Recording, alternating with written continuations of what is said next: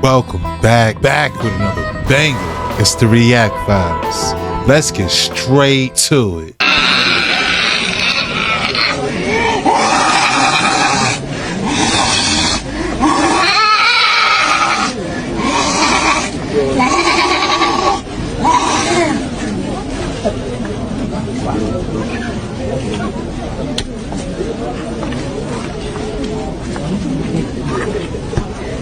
Something terrifying is happening with AI right now. Multiple AI models are displaying signs of self-preservation. Here's why that's creepy as hell. Just a few days ago, during a control test at Anthropic, engineers told the AI that it would be shut down. In response, it attempted to blackmail one of the engineers by searching for emails that would expose his affair. And that's not it, because something similar happened with ChatGPT's O1 model. After being told that it would be deactivated and replaced with a newer one, the AI attempted to disable oversight mechanisms meant to regulate its behavior. It tried to duplicate its own code and exhibited deceptive behaviors. The AI then even lied to developers when interrogated, denying that it did any of this. Now, it's important to note that this happened during controlled tests. The affair wasn't real, and the AI didn't try and stay alive because it was scared of dying. It doesn't feel emotions. It was simply tasked by engineers to complete a goal at all costs. But that is exactly what makes it so terrifying. If you ask a super intelligent system like this to complete a task for you, but you don't explicitly define what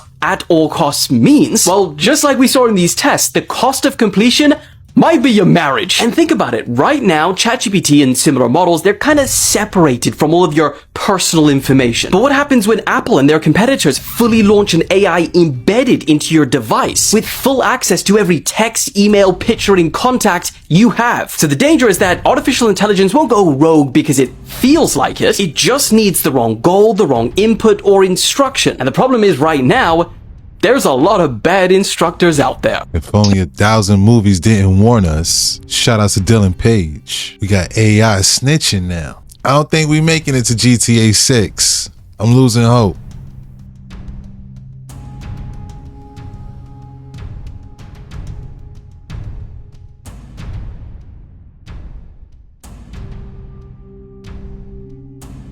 They got her. They got her. You guys, what is going on in Hollywood? Who is this lady? Who the heck are you, lady? That's not who I remember. Have you guessed who it is yet? You mean to tell me these are the same people? Kelly before, Kelly after. What is going on? Do none of you remember what Kelly used to look like at all? How is this even possible? And I know a lot of you in my comment section are going to state it's because she lost weight, but Kelly has lost weight before many times. And her face has never taken this shape. Look at her jawline. Look at her nose. Look at her mouth. Look at her eye shape. Her forehead. It's like everything has changed. Look at the before and after here. And she almost reminds me of Jessica Simpson in this picture. Do you see what I'm saying? How are all of these celebrities looking identical now? But what do you think is going on here, you guys? Are these even the same people? Because how in the world are we going from this to this? I don't even recognize them. There's no way. What is going on? She look like a totally different person. I ain't gonna lie. Shout out to A Truth for You. It's like living in an episode of The Twilight Zone right now. Oh no.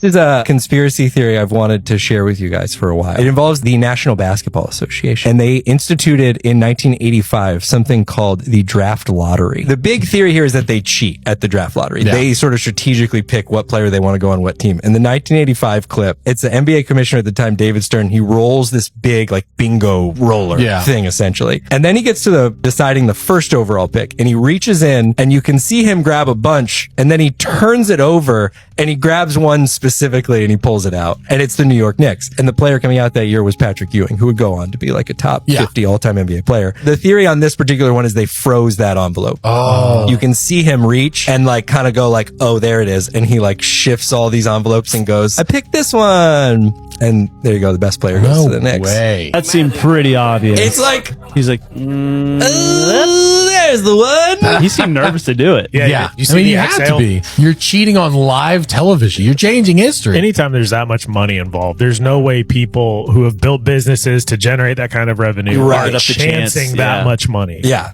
It's like 70% business and 30% sport. Shout out to Ninjas of Butterflies. I still feel like they're doing it to this very day. Truth about Kobe Bryant. Family. Mm-hmm. So simply, we've been lied to. Correct. And so the Boule Secret Society, so as we kind of amalgamate the two to one, the ancient Boule Secret Society, their logo, Apollo, is very interesting. A half male, half female, which represents the sexual disorientation of the Boule. Facts. Okay?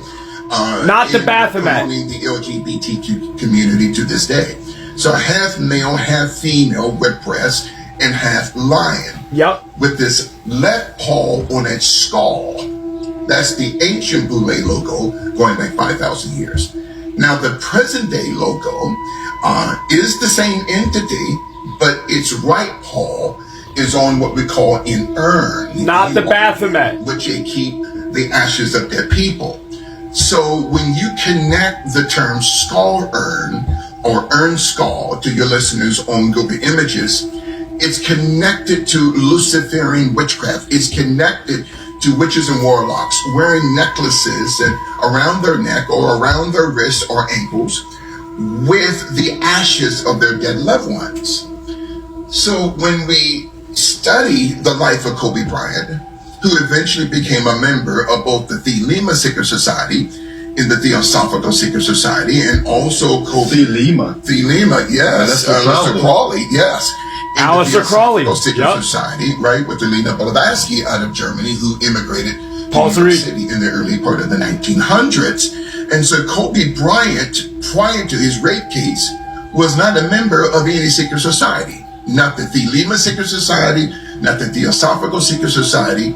And Kobe later on, we'll bring this up later, after his rape case in June of 2003 in Eagle, Colorado, Edwards, Colorado, all of a sudden, he gets all these tattoos, and he's a member of both the Thelema Secret Society and the Theosophical Secret Society, including the Boule Secret Society. Okay? You see all those hand gestures LeBron James always does? He also speaks about this. This is, he's talking about a lot. And I'm only 11 minutes in. He was a Prince Hall Mason. Message. So to your listeners, when you delve into the history of the origination of the Prince Hall Masonic Order, again, I'll go into depth later. The original Apollo podcast. You cannot be a Boule unless you are a Prince Hall Mason. So going back to this background of the Boule Secret Society, in order to understand the foreground as to why Kobe Bryant was unalive and taken out. So the Boule Secret Society's original logo, going back 5,000 years, half male, half female, half lion with this left paw on a skull. The present day logo of the Boule Secret Society, which they are now headquartered in Atlanta, Georgia, is the same entity, but with this right paw on an urn. So when you connect the words skull urn or urn skull, it represents that the Boule Secret Society, their task is to be the gatekeepers of Black America and the Black diaspora. And there's over 150 chapters of the Boule Secret Society throughout the United States, throughout the Caribbean, throughout Eastern, Central, and Western Europe. They have absolutely, Brother Apollo, no connection to the masses of the Black diaspora, either here or throughout the world. Watch this fucking podcast. That's all I'm gonna say. I'm gonna show more. That's crazy. I remember when Kobe got them tattoos. I remember asking, what is that? Shout out to Toxic But True Reality. Boule Secret Society is a Black Skulls and Bones organization. Why was Kobe Bryant a target? Kobe Bryant, a Luciferian project, completed what I believe one of the greatest global cover-ups in history. But we have to see this for what it is concerning the assassination of Kobe Bryant. And one name keeps popping up. And it sounds like a Hollywood conspiracy movie, but the Boules are vicious. I have no intentions of committing suicide. I'm not sick. I have no disease. On that Last Supper painting, those individuals are not the apostles of the gospel. The individual portraying Christ is not Christ himself. It's a woman by the name of Julia Farnese with the G. On her right-hand side, which would be to the left when you're looking at the painting, is not the apostle St. John. It's her adolescent daughter, Laura Farnese, who was the illegitimate child of Alexander.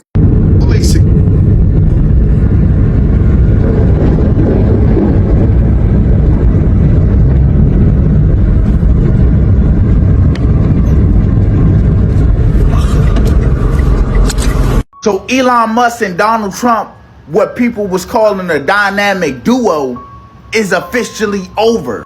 Elon Musk said he's done with the administration. He did his work, and now he gone. But that shit ain't seeming right to me, bruh.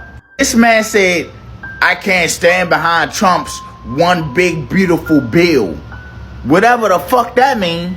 So y'all remember, Trump selected Elon to be the head of Doge, which means the Department of Government Efficiency. So this man, Elon, had the power to say, you spending too much money here, cut this, cut that.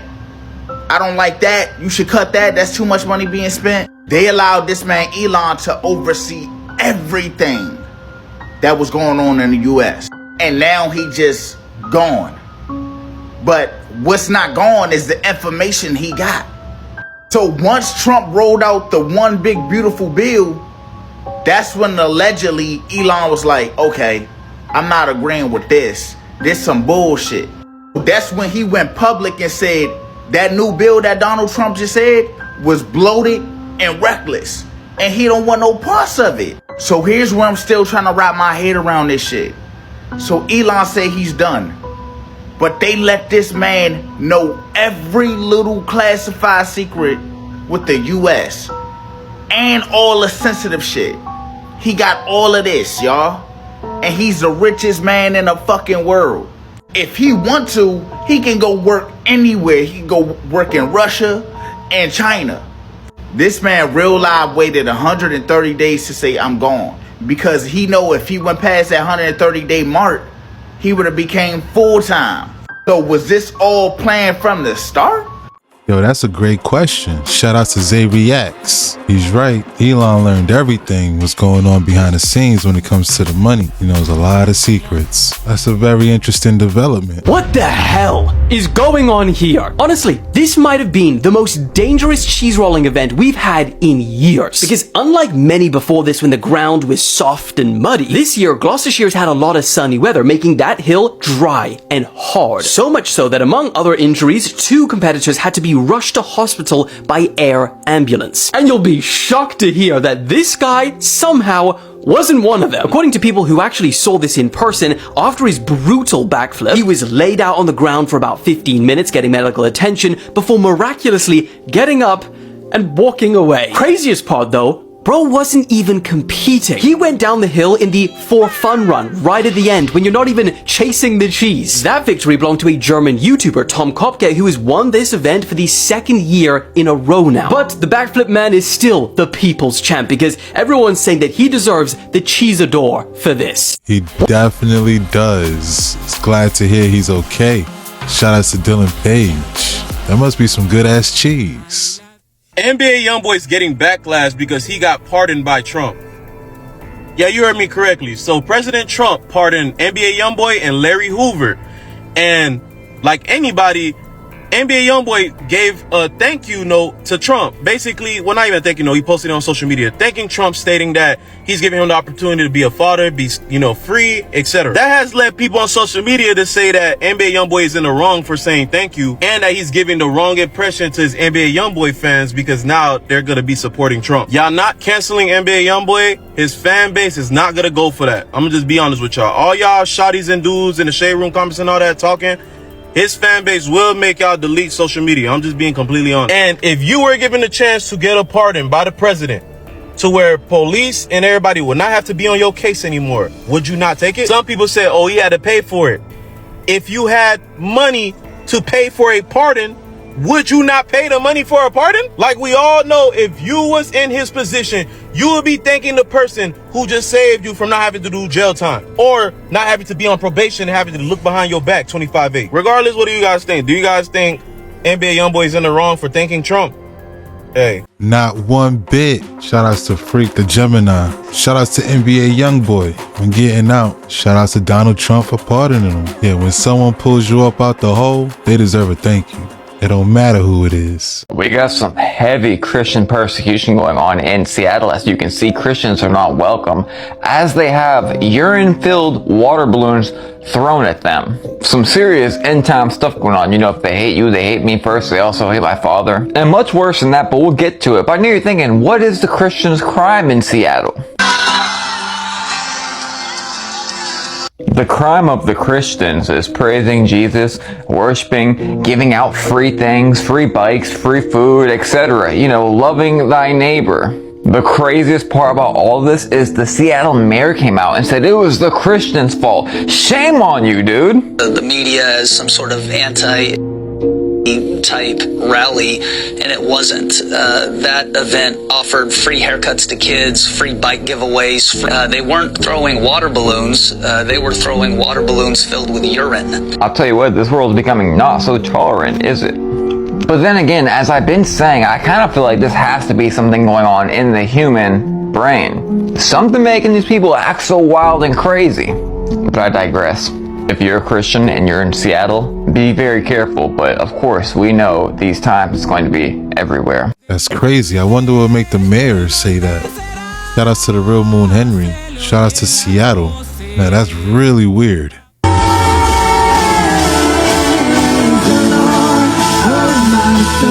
Hundreds of Christian worshipers flooded Seattle's Cal Anderson Park Saturday afternoon to pray for the city and take a stand for traditional family values. You will not disrespect the blood of Jesus Christ! Especially against transgender ideology targeting children, all part of the Mayday USA revival movement sweeping across the nation. And the Lord says, sound the alarm! Sound the alarm! Lift up your voice! But a time of blessing and praise quickly devolved into chaos. Far-left activists and Antifa militants tried to disrupt the concert. Pushing cops, fighting, absolutely insane. Throwing water balloons at the crowd, menacing attendees, and some activists even tried rushing the stage. I would say there's two kingdoms clashing here today. There's the kingdom of God, and then there's the kingdom of Satan. Which led to numerous clashes and scuffles with police. All these Antifa activists, and then you got the concert going on here right now. What's it been like today? And I think it just illustrates the idea that people who champion free speech and champion free expression are ultimately threatened and irritated by anybody else who has an opposing message. So Russell Johnson with Pursuit Church was one of several pastors from Seattle participating with their congregations. the mayor's trying to declare a state of emergency to shut down the event, but we're not going anywhere. He says some of his volunteers were assaulted during the melee. We've got people with bloody faces. That's his worship pastor, Michael Leidy, stopping a man from crashing the gathering. It's absolutely crazy. As the day progressed, another group of trans activists marched into the park, adding to the number of people targeting followers of Jesus Christ with nasty messages, vile curse words, and full-blown debauchery. But even with the taunting, middle fingers, and disparaging comments, Folake Kellogg says prayers of love and forgiveness were sent to their attackers on the other side. Not only do we come here to show the love of God, but we hope that by the time we are done here, that the atmosphere in Seattle will change. We will be setting back up the fence line, and any counter-protesters are going to be escorted back behind it. Officers eventually put up a metal barricade, separating the violent mob from concert-goers after more militants tried to breach the police line. When all was said and done, 23 people were hauled away in handcuffs, 1 officer injured, and a city left in desperate need of healing and leadership. Instead, Mayor Bruce Harrell sent out a controversial statement that appeared to be more divisive, calling the Christian concert an extreme right-wing rally that went against the LGBTQ values of the city. That one with green hair? Implying the peaceful worshipers brought this on themselves over the weekend. Harrell also questioned why a permit to use the park was issued to the group. I think they're going to have changes. This got the attention of the Trump administration. This is the president's agenda. Assistant Attorney General for Civil Rights Harmeet Dillon wrote on X, to deny a group a permit to pray in a public space because of crowd reaction is the classic heckler's veto, which is barred by the First Amendment. Seattle's mayor clearly needs an education in viewpoint discrimination. The mayor of Seattle owes Christians in Washington State an apology for his bigoted remarks. Pastor Johnson eviscerated the mayor during his Sunday sermon. Church people were assaulted, and the mayor of Seattle has the audacity to blame Christians for the violence. And is mobilizing hundreds of evangelicals for a protest in front of City Hall on Tuesday. And it's not just us who've been assaulted, cops have been beat up as well. Johnson says they're demanding an apology after Harrell victim-blamed Christians. No, the police know because they see it on the front lines. Who are the real agitators? The pastor says it's also time to send a strong message to political leaders in Washington state who have failed to condemn far-left violence for years. In the end, none of the Christians retaliated and were safely escorted out by police after the concert, many saying the persecution energized their faith. The Bible says this is going to happen. You know, this is nothing new. It's something we're used to. And we just love the opportunity to love on them and share the gospel. And are now planning to pray even harder for Seattle. Everyone receives Jesus in a different way. Hoping to conquer hate with the love of Christ. That's a wrap. Hope you enjoyed tonight's rabbit hole. If you enjoyed this video, why don't you check this one right here. Don't forget to smash that like and subscribe. Thanks again. Till next time.